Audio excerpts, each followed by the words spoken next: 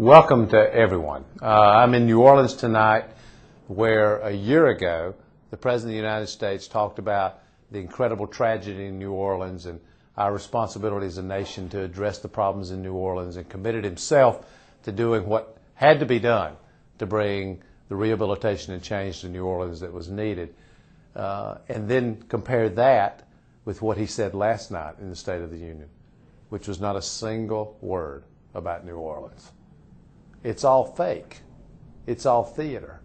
I mean, I listened to the President of the United States last night, and my honest reaction was, here's a man who's reading from a teleprompter, who knows when he's supposed to pause. He knows when people are supposed to clap.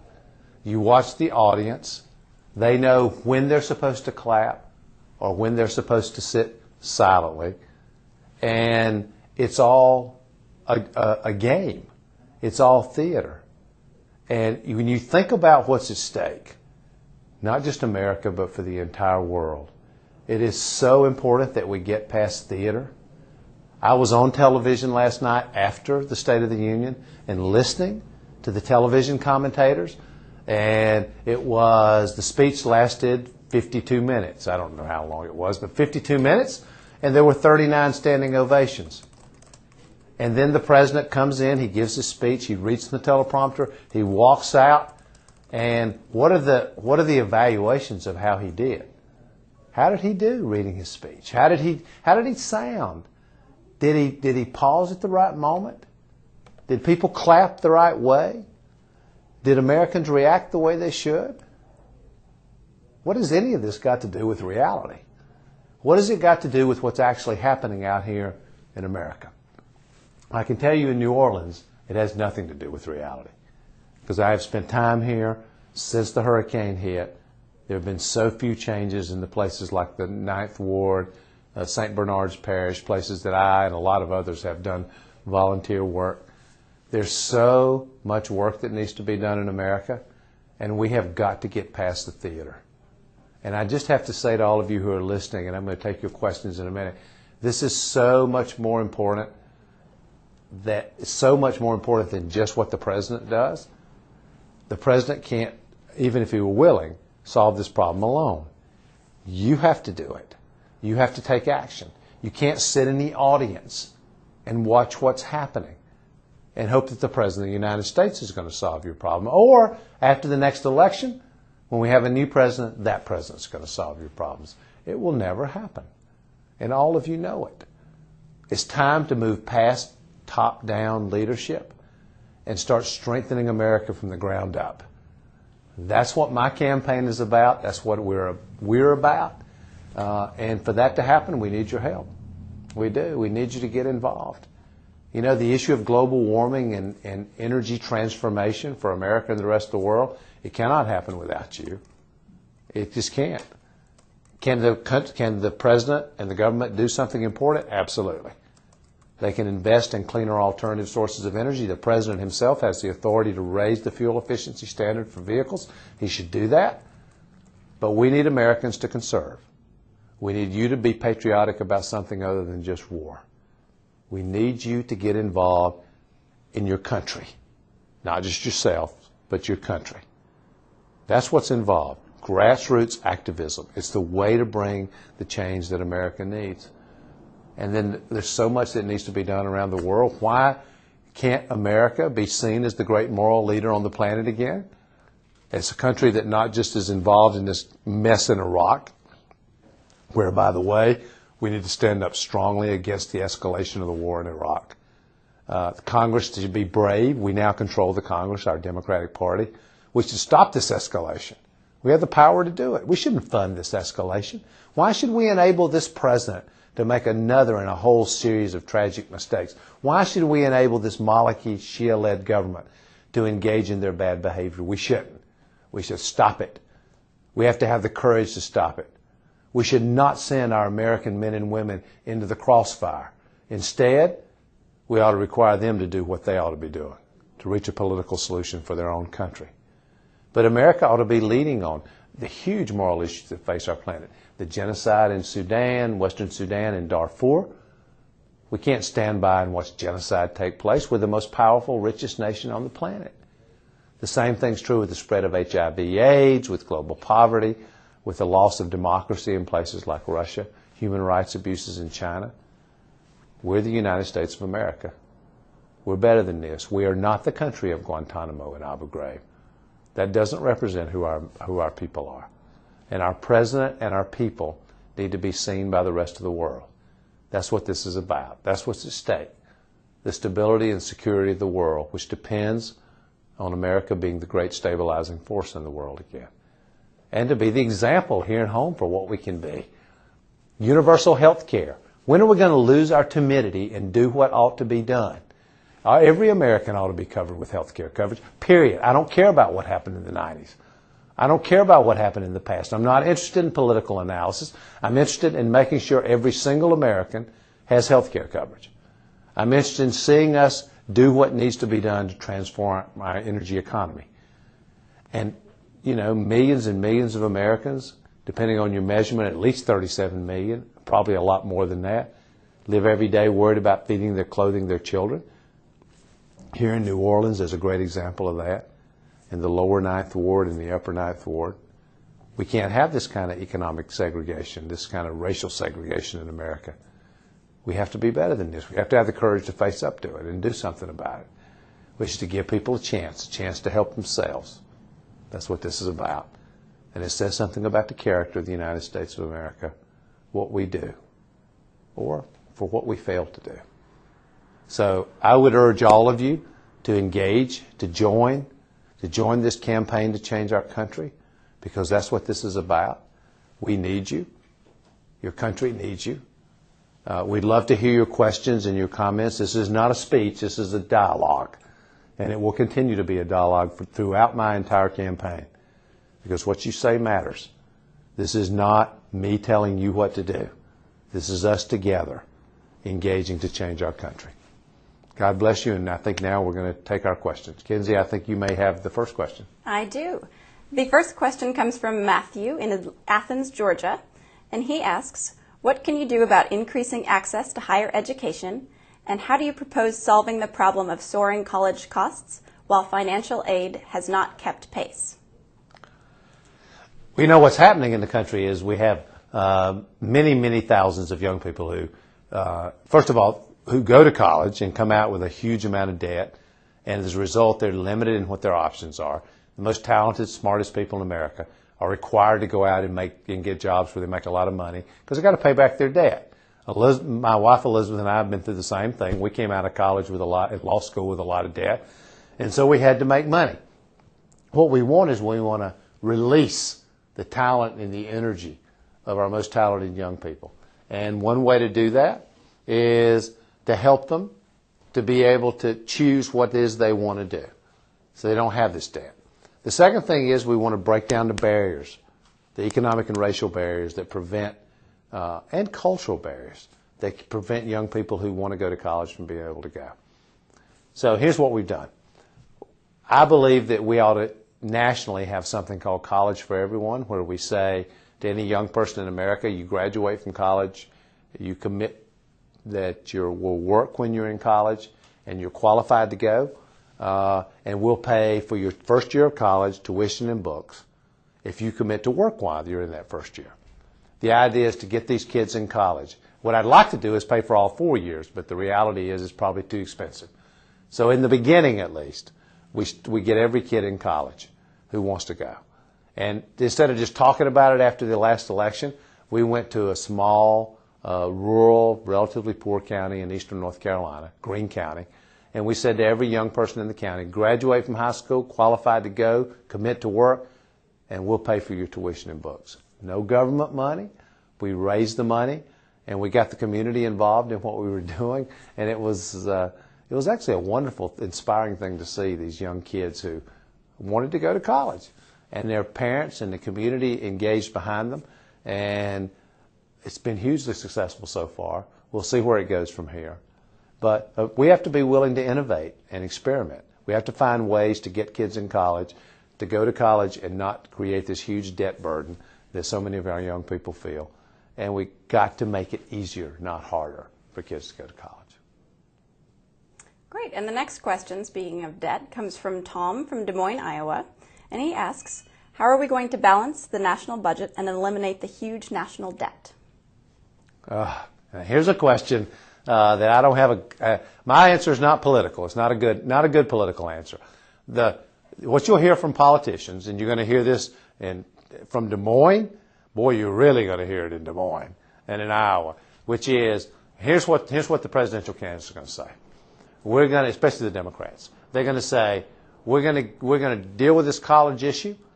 We're going to deal with our energy transformation. We're going to have universal health care, and we're going to balance the budget and eliminate the deficit. It is a lie. It is not the truth. It cannot be done. And anybody who tells you it can be done is not being honest with you. There is a tension between the investments that we need to make as a nation in my opinion, descending order, health care, energy, poverty in the middle class, and the fact that we have a huge national deficit.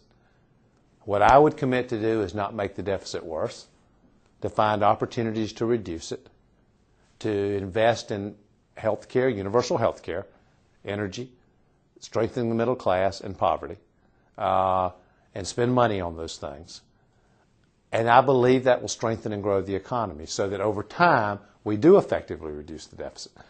But anybody who tells you in the short term they can do that and still eliminate the deficit, in my judgment, is not being honest. And if you were to ask me what the single most important characteristic we need from our next president is, Lord knows we need honesty.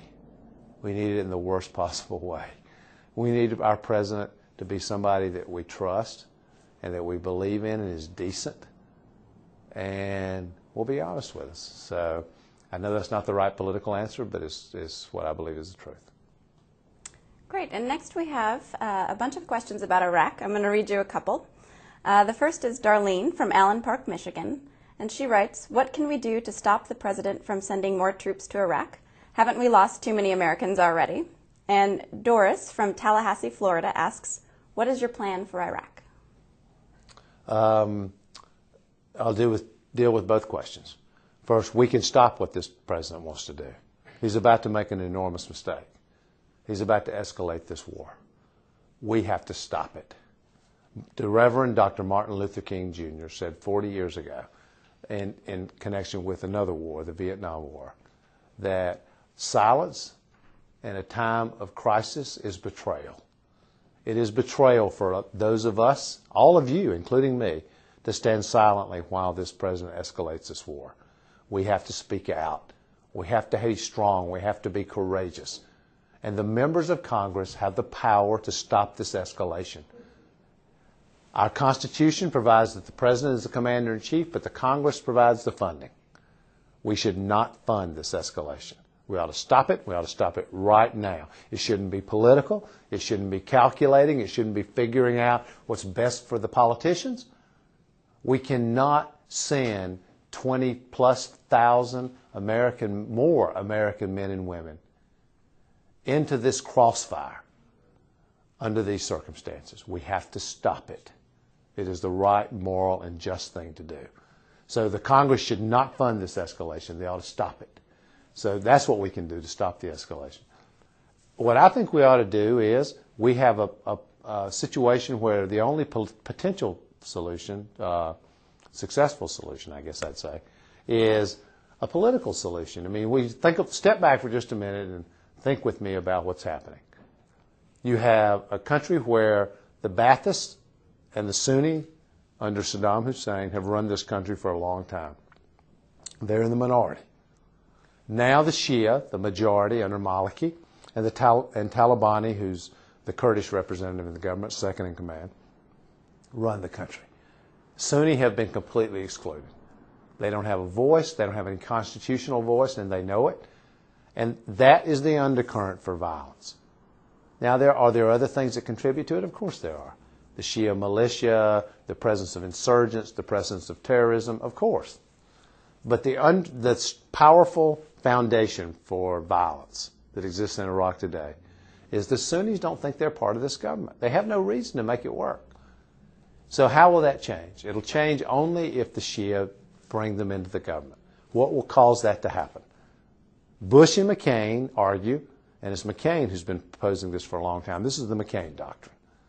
What McCain has been saying is we stabilize conditions on the ground, we create a better environment for Maliki and the Shia to do what they're supposed to. To me, that's like saying, well, to my 8-year-old, you need to make your bed. But since you didn't do it today, I'll do it. And tomorrow, you need to make your bed. But since you didn't do it today, I'll do it. Your child will never make their bed unless you make them responsible. These leaders will not bring the Sunni into the government unless they know there are consequences for not doing it. And the best way to do that is to shift the responsibility to them. Bottom line, we ought to be leaving Iraq. We ought to be withdrawing 40 to 50,000 American troops immediately. And over time, continuing our withdrawal. We ought to be engaging not just with our friends in that part of the world, the Saudis, the Jordanians, the Egyptians, but with those who are antagonistic to us, the Syrians and the Iranians, because they have an interest in Iraq not going completely chaotic. But that's what we ought to be doing. We ought to be leaving Iraq. We ought to be shifting responsibility to them, and we'll see what happens. The next question comes from Paul from Philadelphia, Pennsylvania, and he writes, I have been to Africa to provide treatment to people with AIDS in Botswana, and I am very troubled by this issue.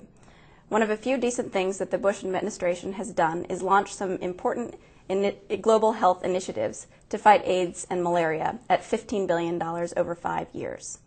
Will you support increasing funding to fight AIDS at home and abroad? Will you lead an effort for global AIDS that strengthens rather than robs impoverished health systems? This is an example of Bush actually identifying an issue and engaging in very mild, incremental steps to deal with it. And you have to say, these are issues in our own party, the Democratic Party. I mean, we really have some fundamental questions to ask ourselves as a party. Are we going to do the bold, strong, leader things that need to be done to bring transformation? Or are we going to be political? We're going to be careful and cautious, and we're going to take baby steps. I reject the baby steps. I reject the incrementalism. It will never work. In the issue of AIDS, has Bush done some good things? Of course. Has he done enough? Not even close. We're going to have an entire new generation of children with AIDS in Africa because their mother can't pay for a $4 dose of medicine. And the richest nation on the planet stands by quietly and watches this happening. It's not enough. We ought to be leading an effort by the industrialized nations of the world to eradicate AIDS. And if we did it, by the way, the world would see us as a great moral authority that they will follow. I mean, AIDS, global poverty, genocide, what we do in these things, people see as beyond our own selfish interests. And they say, all right, if America does this, they are good and moral people. And it changes entirely the dynamic that the world needs to see from us. So, yes, I will, as President of the United States, lead an effort to literally eradicate AIDS. It won't be America alone, but it'll be America showing bold and strong leadership. Jack from Edinburgh, Virginia writes, what can you do to help people who are ready to retire but can't? I have worked almost 45 years, but have to continue to work to pay for my insurance. Something has to be done, and I think you are the one to help with this problem. Well, first of all, I appreciate him thinking I'm the one. I think that it is time to say universal health care, period. Can we debate about how to do it? Of course. My own view is that we probably need to build on the existing system. We need to do something about the extraordinary profits of health insurance companies, but we need to build on the existing system. But every single American should have health care coverage, period. For those who can't pay for it, we should help them. For those who have trouble paying for it, we should provide some help. And I don't think anybody, I've gone through this in my own family, my mother and father, my mother had to work long into her life in order for her and my dad to have health care coverage. Thank God for the union. That's the reason she has health care coverage. But we shouldn't be dependent on that. America is a good country. We're a strong and wealthy country. No American, no single mother should wake up in the middle of the night with a sick 4-year-old and worry about going to the emergency room and begging for health care. We're better than this. And so I'm for universal health care. In fact, in the next few weeks, I'll be laying out the details of my own universal health care coverage plan, not just coverage for children, not just coverage for some Americans, not just access to health care, but a truly universal plan that will make sure every single American is covered. And that's the answer to this question. Sean from Concord, New Hampshire writes, internationally, the image of America has suffered substantially under the current administration's foreign policy. If you are elected president, would you seek to improve the American image? If so, how? Well, thank you, Sean, and I appreciate getting a question from Concord, which is a place that I know very well. The answer to your question is, I think there are a couple of things that the president needs to do, our next president. This president no longer has the credibility to do it. The next president needs to travel the world and do what great American presidents have done, to speak not just to leaders, but to the world, to the peoples of the world. If you remember, Harry Truman did it. John Kennedy did it with his famous "I am a Berliner" speech. Other presidents have done it. And the message needs to be that we don't tolerate diversity, we embrace diversity. It is the heart and soul of who we are as a country.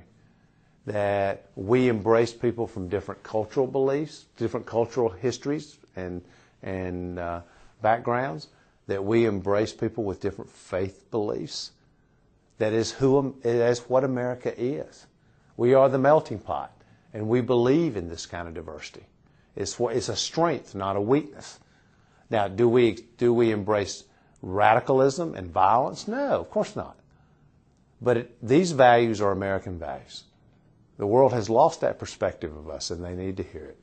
And then secondly, I spoke to this earlier, the world needs to see us acting outside our own selfish interests. They see what's happening in Iraq. They see a genocide in Sudan that we're doing nothing about. Janjaweed militias massacring hundreds of thousands of people, supported by the Sudanese government, propped up by the Chinese, and the United States of America stands silently by and watches it happen. That can't be. You don't get to choose when you're the leader. You are the leader all the time, or you are not the leader. And the world needs to see our better angels. They need to see what the character of our people is. And I think that's the way the American president speaking to the world about our values and what we care about, and actually taking action to back up those words. I think that's the way to bring about change and transformation. Janet from Asheville, North Carolina writes, I have a daughter in her second year at college and a son who is a junior in high school. How can we prepare and counsel our young people as to what to study in school to be able to have a job that is not outsourced to another country? Higher education can be so expensive, and the thought of them coming out of school eager to contribute to society and nowhere to be placed is a scary thought for any parent.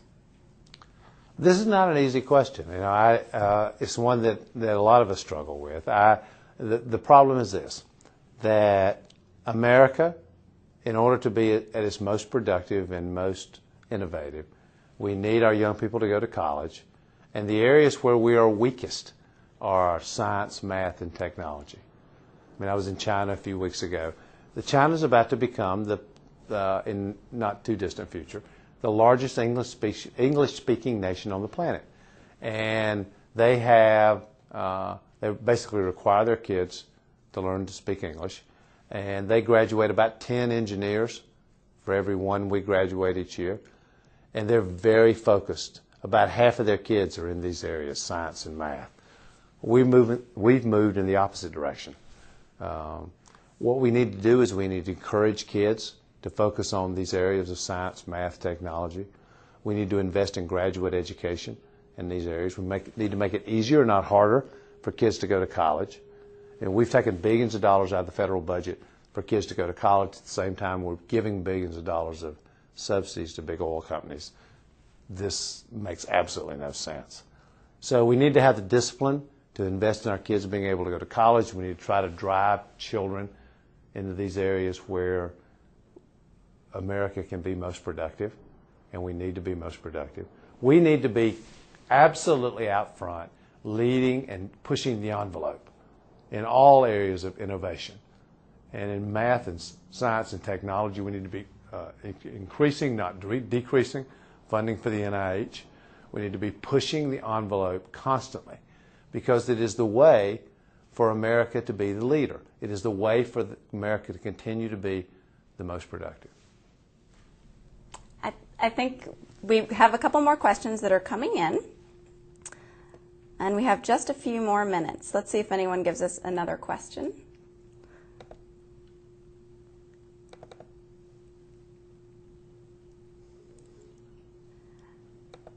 All right, well, let's see. Oh, here we go. We just got this one. John from North Carolina says, you talked a lot about poverty, which I appreciate, but what can we do about it? And that, Senator, will be our last question. Okay. Well, good question. As you know, I've been running the Poverty Center at the University of North Carolina at Chapel Hill. I would not claim to be the world's leading expert on poverty. I've been out there promoting the issue, which I hope makes some difference. But the answer to this question is long. I'll try to make it short. We have a book coming out this spring with the greatest thinkers in America about how to reduce poverty and end poverty, which I'm committed to doing as President of the United States.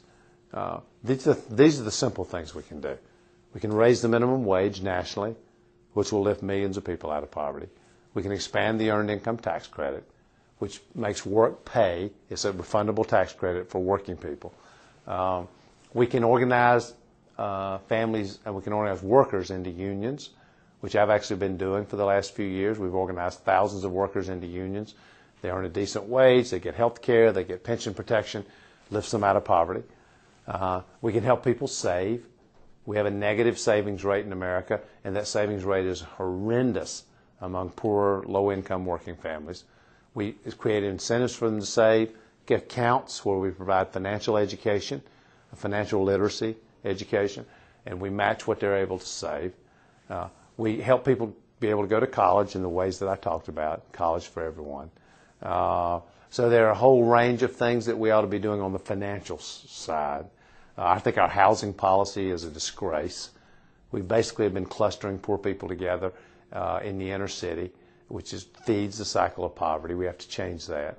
We need a radical transformation of our housing policy so that we create mobility across. What I've suggested is we create 1 million new housing vouchers, and we use them to create mobility across some of the economic and racial barriers that exist in places like here in New Orleans. We need to have 1 million stepping stone jobs so that we help people who are unable to be employed to get work, to work in parks, community centers, etc., so they develop some work experience and a work ethic, which is a good thing. And then finally, we have some cultural issues which are very hot and very sensitive. I'll talk about them anyway. We cannot, if we want to help people, we need to expect them to help themselves. And that means if you're able to work, you got to be working. It means if you're 14 years old and you're a young woman, you should not be having your second child. That feeds the cycle of poverty. Parents need to be responsible for their children. Young African American men who live in the inner city, who feel like absolutely they're going to die or go to prison. We have to do something to create hope so that they have a reason to invest in their future. All those are things we can talk about and debate, all these ideas. There are people who have other ideas. What we can't debate is whether we should do nothing. Doing nothing is not okay because it says something about the character of us as a people, how we treat many millions, at least 37 million, of our own people who wake up every day worried about feeding and clothing their children. We're better than that. The United States of America is better than that. So have we finished with questions? Yes, well, sir. Let me just say thank you to all of you for participating. We will be doing this again. You know, it is the heart and soul of my campaign for president to have you involved in everything we're doing. I want your ideas. I want your questions. I want your action. We have a National Action Day coming up in just a few days. Please join us on that National Action Day. We have a great opportunity to change and transform this country, and we should not wait till the next election. As I have said before, tomorrow begins today, and we need to start taking action and responsibility for our country today. God bless you all, and thank you for listening.